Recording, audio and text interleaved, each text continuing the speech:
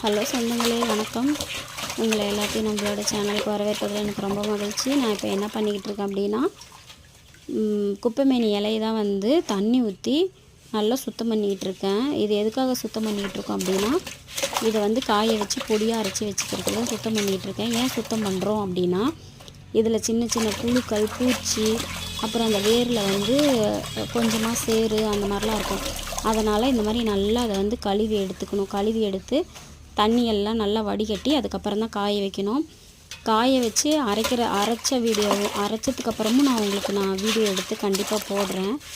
இது வந்து சித்த மருத்துவத்துலேயும் சரி, இயற்கை மருத்துவத்துலேயும் இது வந்து ரொம்ப பெரிய பங்கு வகிக்குது. இது குழந்தைங்களுக்குமே கூட இதை யூஸ் பண்ணலாம்.